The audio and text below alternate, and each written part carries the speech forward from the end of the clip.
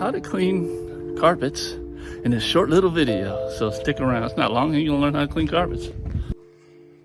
All right, guys, so 3 bedrooms. We're just a small job here. We got a few small jobs today.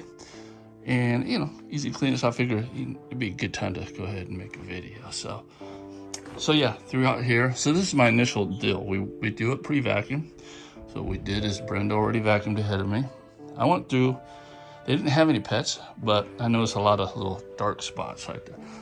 Whenever you see little dark drip spots, that's what they are, drips.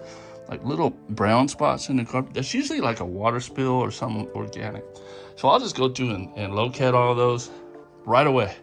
Just spray with that peroxide, right? Organic treatment. So I'll spray all those, right? That'll take care of the stains, because cleaning solutions does not get rid of stains, right? Stains are by definition permanent, you know.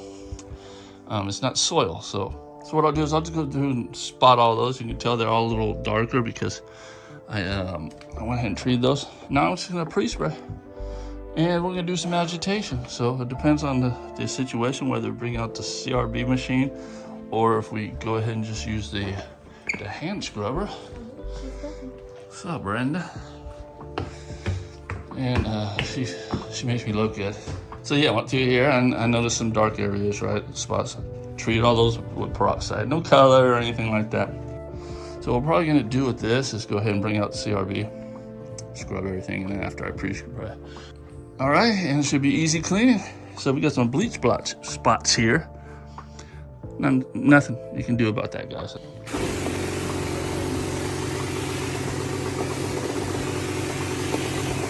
So this is an actual backpack sprayer. You can use a pop-up sprayer, which are about $20.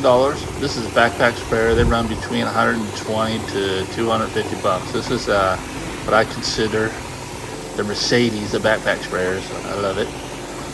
We actually have it on a cart, so you have the option, but the cart is optional.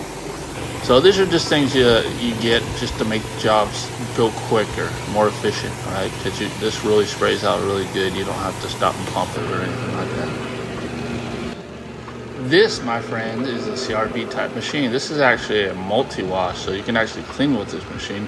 But there are other machines that are actually just CRB, meant for just agitating. They got counter-rotating brushes, which help to pull up pet hair and things that the vacuums cannot. Now, it's easy, right? The rinse is easy. All the prep is done. So if you got a good prep, then the cleaning, the rinse part is actually the easy part. Now, if you decide not to go with the scrubbing, the agitation part, the rinse is going to be a little harder, right? And I don't think you get a better clean. So we always agitate in the dark areas. Now, if this wasn't too bad, we just use a broom scrubber. Or if it wasn't bad at all, just the pre-spray would take care of it, encapsulate that soil. So this is a broom scrubber. This is something you can get if you're just starting out to agitate your carpet. Scrub, you know, it breaks up the soil. It makes an easy extraction and better clean. Now, once you get a little bit more money into the business, then CRB, other agitating devices is really step up your game. But not necessarily to start, guys.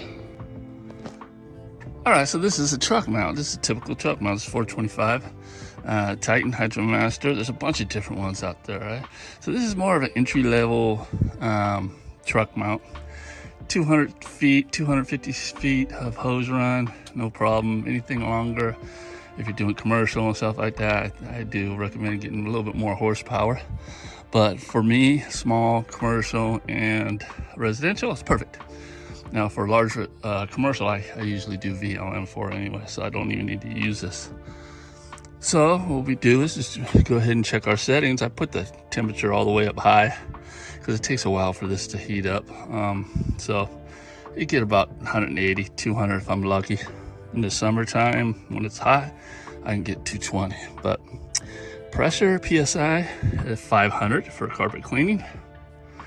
If you rush it and you're thinking you're getting a better clean by turning it up, you're gonna get callbacks because you're gonna overwet the carpet. The padding's gonna get wet, you're gonna get wicking, and you're not gonna get a good reputation. So keep that PSI about 500 if you got a truck mount. If you're doing a portable with less suction, you might want to go at 300. yeah, just to avoid that problem.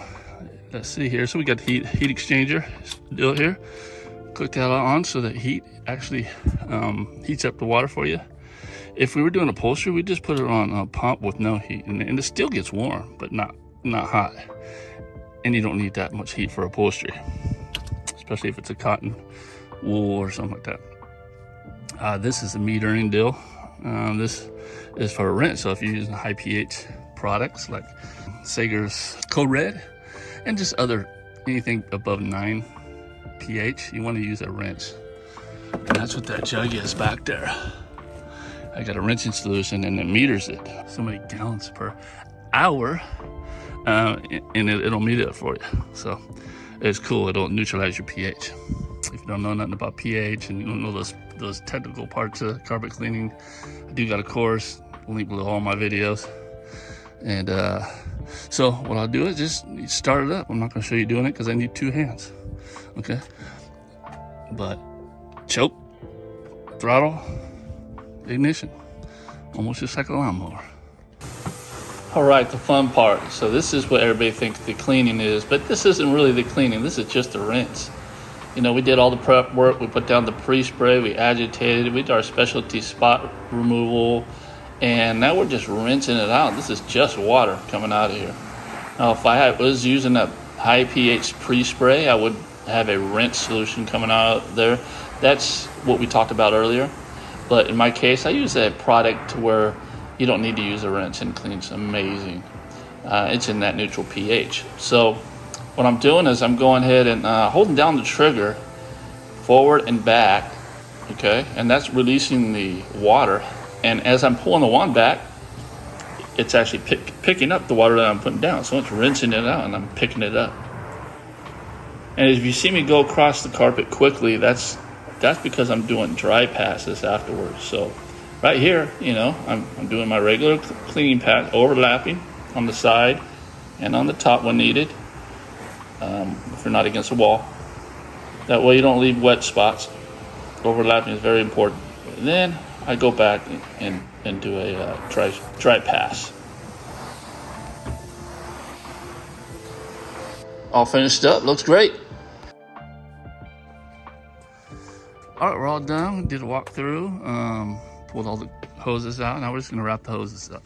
Now, if customers wanted some rapid dry times, we go ahead and put these fans down. And a lot of times I'll ask them what one do you need to be on first, and we'll put a fan down. And this was such a small job, it didn't really make any sense. So, all right, guys, so that's it. And I hope you like this one. And again, if you're looking for information on the technical side of carpet cleaning and how to build a carpet cleaning business correctly, because there is a wrong way, guys, and most of us do the wrong way. I got a course for that below. So, yeah, look at her. She's doing the hard work for me right now. All right. See you guys in the next one.